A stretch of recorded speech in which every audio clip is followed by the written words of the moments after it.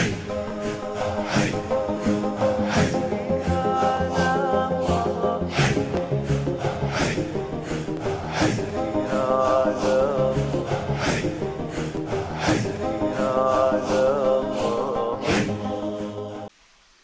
di depan. Ikhwan depan.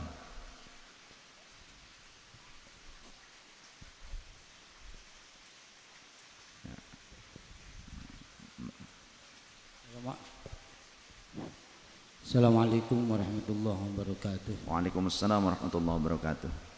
Sebelumnya mohon izin dan minta maaf nanti. Mungkin ini bentuknya usulan, tapi jadi mungkin menjadi motivasi untuk saya pribadi. Bisa enggak dan mohon mungkin pengajian yang kita sering hadiri di malam Jumat ini disesuaikan dengan pengajian yang diadakan biasa Habib di tiap malam Rabu. Jadi mungkin bahasanya apa ya? Biar kita yang ngajinya ada pegangan. Jadi bukan aukul mustami'an. Karena menjadi kolokannya orang-orang Wahabi itu kebanyakan kita hanya ngaji jiping. Sehingga masuk telinga kanan, keluar telinga kiri. Jadi mohon maaf gitu seandainya di tiap malam Jumat pengajiannya mungkin mohon maaf gitu. Kayak pengajian di malam Rabu ada pegangan kayak membaca kitab Sapinatus saja atau Kasyifatus saja atau apa sarahnya itu Niloroja atau apa, biar kita nanti punya sanadnya bukan hanya biriwayah doang, biriwayah juga dapat sanad dari Habibana Afan Habib. Yang satu, yang nomor dua gini, di kalangan NU itu mungkin banyak yang mafhum dan yang ngerti, tapi untuk menjadi sampai derajat mafhum itu kadang rada berat. Mungkin satu beliau ini yang jadi motivasi kita. Di tiap jamaah itu orang NU itu paling paham, paling ngerti ilmunya bahwa sholatul jamaah itu afdolu wa afdolu, dan yang lainnya banyak hadisnya. Tapi kadang kalau jamaah itu paling berat, yang paling susah itu kalangan orang NU. Dan jamaah yang di sop awal itu kebanyakan diisi oleh orang-orang yang notabene lain Nahdiyin. Ini juga mohon ngasih motivasi dari Habibana. Syukran alim. Assalamualaikum warahmatullahi wabarakatuh. Waalaikumsalam warahmatullahi wabarakatuh. Alhamdulillah, terima kasih saran dan motivasinya. Kita dulu sudah mengkhatamkan Nasoihul Ibad ya, yang khusus di malam Jumat. Pernah kita mengkhatamkan Nasoihul Ibad. Namun di saat itu pula seringkali banyak permintaan dari jamaah untuk membahas masail diniyah, masalah keagamaan dan juga yang terjadi di masyarakat yang dimungkinkan perlu adanya maroji', adanya referensi-referensi yang tidak sedikit. Yang saya khawatir dan masih memiliki ada sedikit keyakinan bahwa jamaah akan kesulitan untuk bisa memenuhi kepemilikan maroji tersebut. Contoh seperti sekarang ini, Mughnil Muhtaj 6 jilid, tentu harganya sudah berapa gitu kan. Dan ada lagi Majmu' Syarah Muhadzab 27 jilid, kadang saya pakai juga. Kemudian Fatawa Al-Fiqhiyah Al-Kubra, itu juga beberapa jilid. Jadi seringkali kita menggunakan beberapa maroji untuk memberikan jawaban-jawaban konkret pada masail diniyah yang memang banyak dipertanyakan dan disinyalir butuh segera jawabannya. Jadi memang malam Jumat ini untuk umum, jadi tidak semua faham kitab juga, tidak semua punya kitab juga. Lalu waktu untuk pembahasan kitab per judul itu bisa memakan waktu yang cukup lama seperti di malam Rabu ya. Malam Rabu kita tidak ada maulid, tidak ada yang lain. Itu juga hanya ratib, setelah ratib langsung kajian fiqih dengan kitab Kasyifatus saja. Itu selesainya bisa tengah malam juga, ternyata jam 11-an, jam 23. Nah, maka pertimbangannya memang untuk khusus malam Jumat adalah masail atau masalah-masalah yang ada di umat, masalah problematika umat yang memerlukan jawaban valid dari berbagai macam judul kitab yang ternyata mutawwalat, yang pembahasannya panjang-panjang, kitab-kitab gede-gede lah gampangannya, yang kitabnya mungkin berjilid-jilid ya, Tuhfatul Muhtaj atau yang lainnya, setidaknya Mughnil Muhtaj, Majmu' Syarah Muhadzab, Fathul Bari, Umdatul Qari. Yang saya khawatir jika dipaksakan masyarakat atau jamaah ini bisa berlari gitu. Karena di malam Jumat saja, di malam Rabu saja tidak sebanyak ini ketika membahas fikih gitu kan. Jamaahnya tidak sebanyak ini gitu. Karena kalau pembahasan kitab secara urut itu kadang bagi yang jiwanya tidak santri itu seolah-olah monoton, seolah-olah itu enggak resep gitu. Bagi sebagian yang jiwanya tidak santri. Namun demikian ini akan jadi perhatian bagi saya insyaallah. Jadi di kemudian waktu kan nih, kalau yang Nasoihul Ibad, syarah dari Al-Munabbihat, Al-Isti'adad ila Yaumil Ma'ad. Nasoihul Ibad, kitab tasawuf ya, karena memang itu juga penting, itu penting juga bagi kita, akhlak, tentang adab. Karya Syekh Nawawi Al-Bantani yang mensyarahi kitab Al-Munabbihat Al-Isti'adad ila Yaumil Ma'ad karya Imam Ibnu Hajar Al-Asqalani. Kita sudah khatam alhamdulillah. Namun keinginan saya sih sebetulnya ada kitab-kitab lainnya yang seperti tadi Bapak ajukan urut gitu ya, kita istiqomah mengkajinya. Namun mungkin di sela-sela itu ada maroji yang lain atau bahasan tambahan. Nah ini akan saya perhatikan. Terima kasih. Insyaallah saya juga menginginkan kembali seperti itu supaya masyarakat ini punya pegangan. Namun kira-kira sanggup gak kira-kira beli kitabnya? Gitu ya. Ya nggak usah yang gede-gede lah, yang kecil-kecil gitu ya, yang kecil-kecil. Memang harusnya ada waktu khusus yang khusus untuk kajian kitab. Jadi tidak dicampurkan dengan mujahadahnya. Paling juga ya seperti Selasa sore yang akhwat itu juga pakai kitab juga sama Kasyifatus saja. Paling sholawat nariyah 11 kali. Nah, tapi karena kita ingin mengambil keberkahan yang lebih di malam Jumat, istiqomah selayaknya perintah Rasul memperbanyak sholawat, memperbanyak doa ya, karena waktu yang mustajabah. Dan saya rasa, saya mohon maaf bukan suudzon, saya rasa yang hadir juga banyak yang datang membawa masalah, bener ya. Jadi yang hadir itu juga banyak yang datang bukan tujuan ngambil ilmu semata, tapi ingin diijabah doanya oleh Allah dan segera diberikan solusi dari masalah-masalahnya.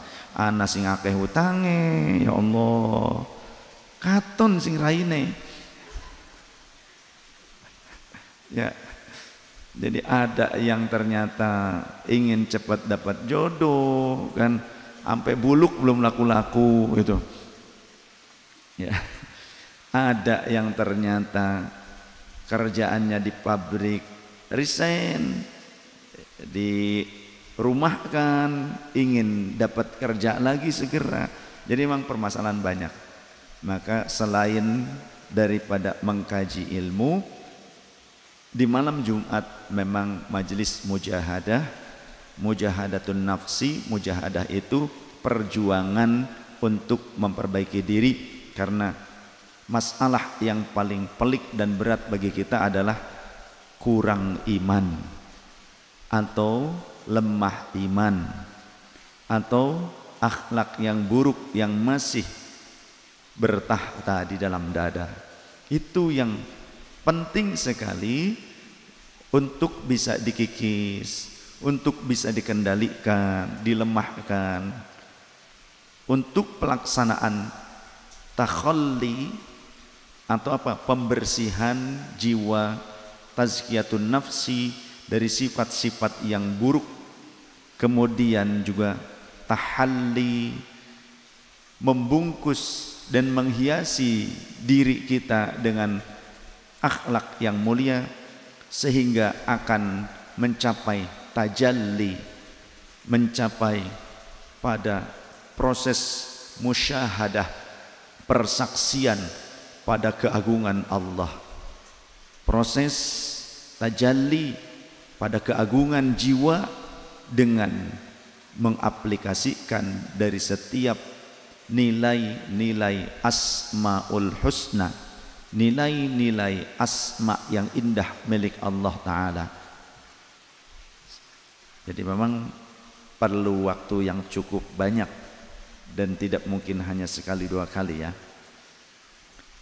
Nah, dalam metode tazkiyatun nafsi, takhalli, tahalli, tajalli, itu tidak bisa hanya menggunakan satu kitab.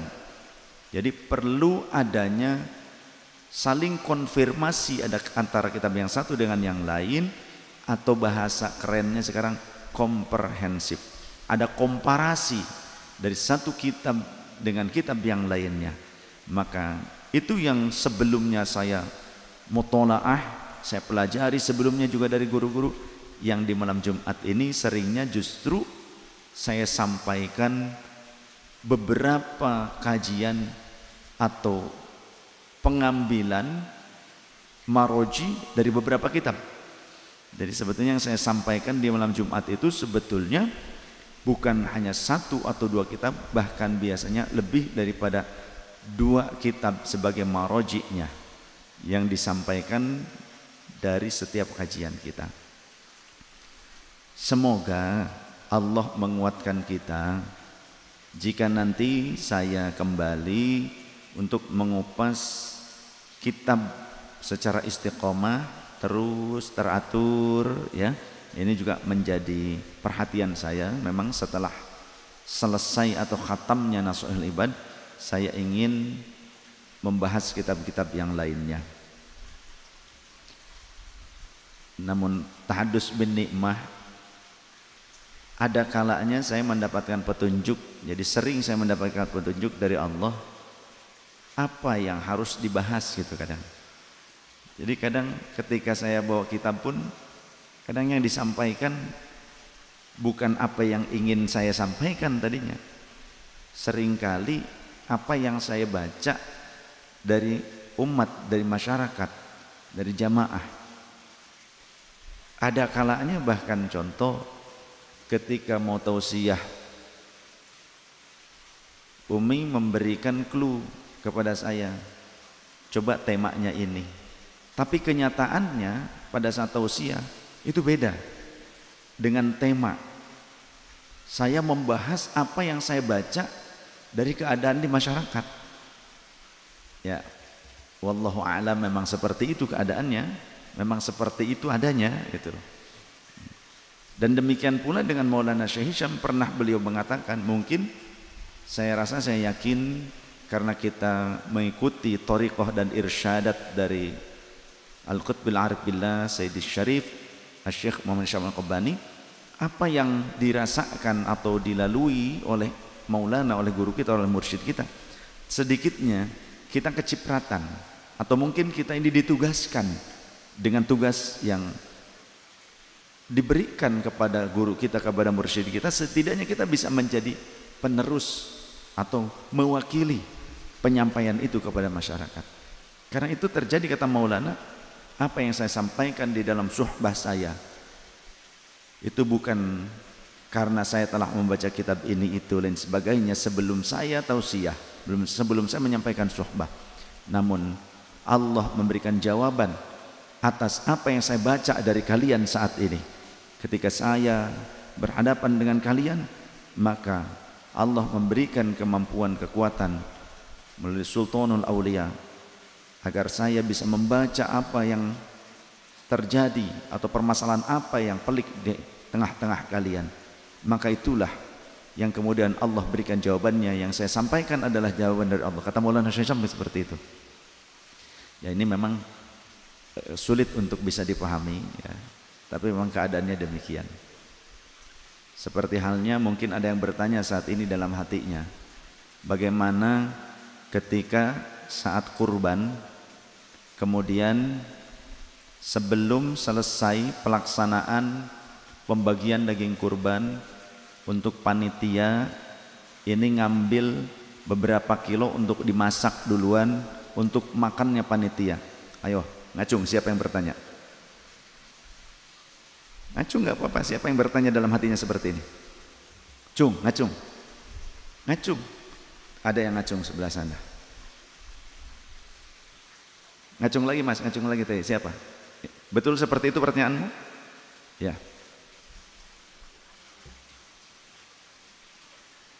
Di Sri Kandi juga sama, ada yang bertanya demikian hatinya. Jawabannya jangan. Tuh, ini yang bertanya ternyata, oh ternyata yang bertanya bukan satu, banyak nih sebetulnya. Jujur, jujur. Tadi yang ngacung satu. Sebetulnya yang bertanya seperti ini berapa banyak? Saya ingin tahu, coba ngacung. Sri Kandi ada, Sri Kandi banyak, ada berapa? Berani? Ayo, ternyata ada. Benar. Pertanyaan demikian. Siapa lagi? Ini masih ada yang bertanya. Jangan malu, betul. Bertanya demikian. Ternyata banyak, bukan satu orang yang bertanya sebetulnya. Dalam hatinya cuma malu-malu. Yang berani ada beberapa orang. Yang selebihnya gak berani. Apalagi beristri lebih dari satu, gak berani kamu. Ya, ya sebentar. Nanti pertanyaan yang kedua kan belum. Ini dulu. Ini contoh ya, contoh. Ternyata yang bertanya seperti apa yang saya sebutkan, saya kemukakan, yang saya rasa antum bertanya ternyata bukan cuma satu orang, yang di ikhwan, di akhwat ternyata banyak. Saya jawab dulu karena ini pertanyaannya krusial.